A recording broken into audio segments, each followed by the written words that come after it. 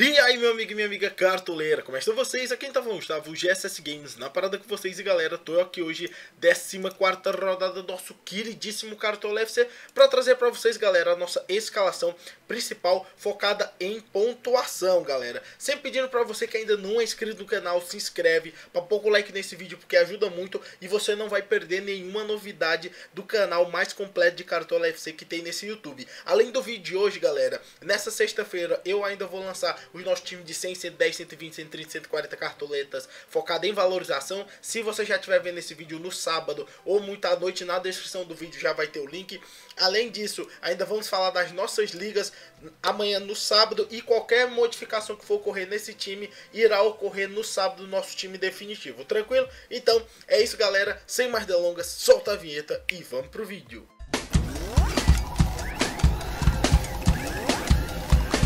Agora o bicho vai pegar! Vai pegar você! Tá de bobeira!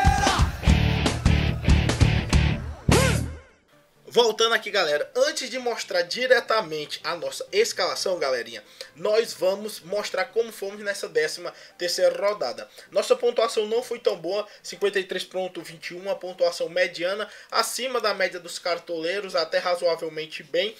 A rodada, galera, foi meio termo. Ela não foi uma rodada fora de série, porque muitos visitantes acabaram vencendo. Na verdade, o único mandante que venceu foi o Sport, o resto foi derrotas, salvo ou empate que o São Paulo teve contra o Atlético Goianiense, ou seja, rodadas onde visitantes se dão muito bem, costumeiramente não é bom para a pontuação. Porém, vários jogadores como o Prato fizeram gol, o Júnior Tavares, apesar de ter perdido o SG, fez assistência, o André foi muito bem, tanto que minha pontuação só não foi maior, porque infelizmente eu escalei o Fred e tinha tirado o André. Se eu tivesse colocado o André, minha pontuação estaria em torno de 70, nosso patrimônio aumentou um pouquinho, porém já estamos tranquilos em relação a isso. Porém, galera, cabeça para frente, 14ª rodada, vou até passar aqui, ó. 14ª rodada é o que importa. 14ª rodada é essa que vai ter um jogo no sábado, vários no domingo e somente um na segunda. O jogo do sábado vai ser do Corinthians, ou seja, o mercado vai fechar às 5 horas da tarde do sábado. Tranquilo, galera? Ou seja, corridíssimo, quase sem tempo pra gente fazer essa escalação. Porém, vamos ser mais delongas, soltar a nossa escalação, que vai começar com o Nego Jeff, galera. Por que o Nego Jeff, galera? Porque o Jefferson voltou muito bem no Campeonato Brasileiro. Botafogo vem de desempenhos até irregulares no Campeonato Brasileiro, algumas derrotas. O último jogo foi uma vitória no Clássico que deu uma aliviada no Glorioso. E pegando um Sport, galera, que é um time que está jogando muito bem na competição, vem numa subida de desempenho extraordinária nas últimas rodadas. Já pegou G6, está em 5º lugar, apenas a 2 pontos do Flamengo, que faz o G4, que é os times que vão direto para a Libertadores sem passar pelaquela fase prévia. O Jefferson já fez uma quantidade gigantesca de defesas difíceis até o momento, 5 em apenas 2 jogos, é uma proporção muito alta. Sofreu apenas um gol, já fez defesas de pênalti, teve SG. Primeiro jogo pontuou 17, no segundo com o SG e uma defesa difícil pontuou 8. É um goleiro que tem uma coisa, galera, que eu acho muito positivo, que às vezes a pessoa passa despercebida e não percebe. O Jefferson é um goleiro, se você prestar atenção aos jogos do Botafogo, que pula muito, faz umas cenas, não chega a ser uma cena, porque cena parece que você tá denigrindo a imagem do goleiro, como se ele fosse querendo aparecer na foto. Porém o Jefferson é muito... ele faz muita pose em algumas defesas, e muitas vezes algumas defesas que pro Cartola seria uma defesa normal, como o Jefferson faz um movimento muito brusco, o Cartola acaba colocando ele como uma defesa difícil. Eu não tô nem falando dessas 2 rodadas que ele jogou, mas quem lembra do Jefferson há 3, 4 anos atrás, quando jogava no Botafogo, muitas defesas que ele fazia difícil era tendenciosa. E galera, pode acreditar, o Cartola faz isso. Tem goleiro que não é tão bom de defesa difícil, eu vou explicar por quê. Às vezes um jogador dá um chute alto, forte no meio do gol, e um goleiro só espalma pra cima. Se ele só fizer isso, muitas vezes o Cartola considera como uma defesa natural, que muitas vezes é mesmo. Já no caso um goleiro como o Jefferson, ele tende a pular e fazer uma defesa como se fosse como se a defesa fosse muito difícil. Isso faz com que a tendência é que os caras pensem, eita, essa defesa foi difícil, e contabiliza. Isso é um fator positivo do Jefferson, do ponto de vista do Cartola, e por isso eu estou indo com ele. Mas principalmente pela regularidade defensiva do Botafogo, e porque eu acredito que o Sport pode pressionar um pouco o Botafogo, e isso fazer defesas difíceis para o Jefferson também, né? Seguindo aqui, galera, na lateral nós vamos começar com o Gilberto. Gilberto, que é um lateral muito regular, principalmente pelas roubadas de bola consecutivas que ele acaba fazendo na maioria dos jogos. Tem 35 roubadas de bola, o dobro em relação ao número de faltas cometidas, e ambos os números são altos, isso é extremamente positivo, tanto que a média dele é 4.73, mesmo o Vasco sendo um time que raramente conseguir um SG. Isso é um fator extremamente positivo para o Gilberto. No momento ele está aqui com cartão vermelho, galera, mas provavelmente quando você já estiver vendo o vídeo, ele vai estar como status positivo. É porque eu estou fazendo esse vídeo muito cedo e o Cartola ainda não contabilizou como se ele tivesse provável, porque ele foi suspenso para o 13º jogo. Nesse 14º ele já está livre novamente.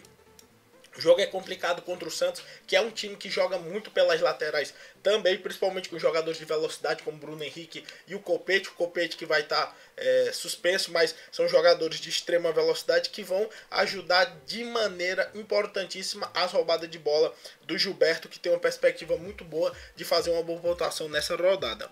Ao lado dele nós vamos escalar o Fagner, né, galera? Corinthians, um dos grandes favoritos dessa rodada, pegando o Atlético Paranaense, que depois da saída do Eduardo Batista e do Paulo Autuori vem amargando novas derrotas. Começou muito ruim, depois teve uma fase bacana de 4 vitórias consecutivas, novamente voltou a ter desmanches no time e más atuações contra um Corinthians que vem voando baixo. Lembrando que Guilherme Arana não vai jogar, porém mesmo assim o Fagner ainda era uma opção totalmente válida mesmo se tivesse o Arana, por um fator simples: o Fagner é um jogador mais consistente em roubada de bola, o Arana não é tão bom em roubada de bola. O grande forte do Arana é os apoios que ele acaba dando, em arriscar assistência e até gols, como fez na rodada passada.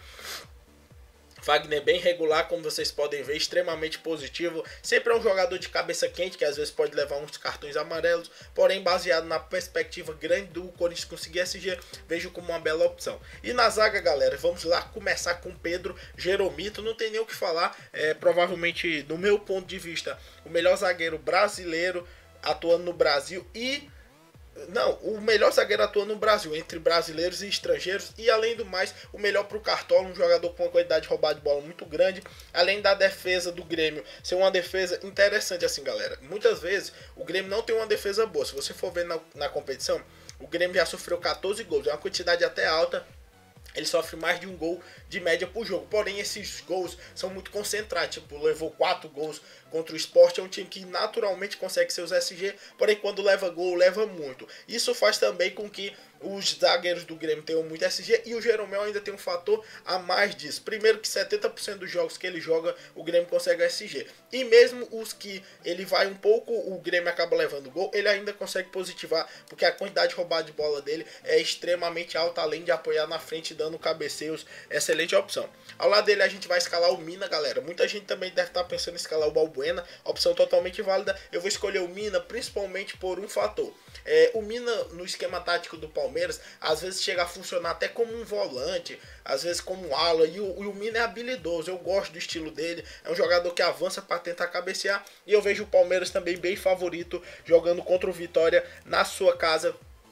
Por isso o Mina, do meu ponto de vista, é uma das melhores opções na defesa, tanto em perspectiva de chance de SG, como ele é ainda equilibrado em quantidade de roubada de bola em relação ao número de faltas cometidas, e sempre tem o fato que eu acabei de dizer, que ele apoia muitas vezes o ataque. Até no jogo passado ele chegou a virar centroavante. Claro que a gente não pode contar que isso vai acontecer a todo momento, porém ele tem um grau de liberdade no Palmeiras que muitas vezes a gente, na verdade, raramente a gente vê num zagueiro. Às vezes ele chega a funcionar quase como um volante, e o Thiago vem voltar para virar o zagueiro mesmo.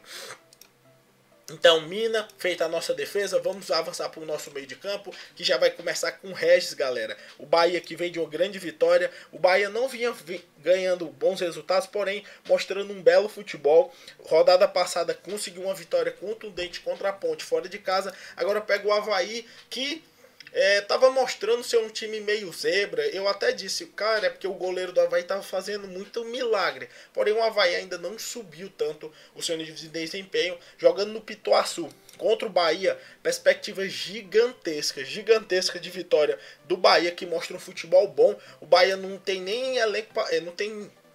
O jogo que o Bahia tá fazendo não é time para ficar em 13º. Do meu ponto de vista, ele é para estar tranquilamente entre os 10, quem sabe brigando até pro Libertadores. É um time que tem um meio de campo muito forte e, apesar de o José Rafael não ir pro jogo por estar suspenso pelo cartão, o Regis ainda é um jogador mais ofensivo. Na Copa do Nordeste chegou a ser artilheiro, é um jogador muito incisivo mesmo. Muita gente tá falando no René Júnior, também é uma opção válida. Porém, eu tô indo de Regis, como vocês podem ver, uma média extremamente alta e vem sendo bem regular nessas últimas rodadas. Ao lado dele nós vamos escalar Thiago Neves.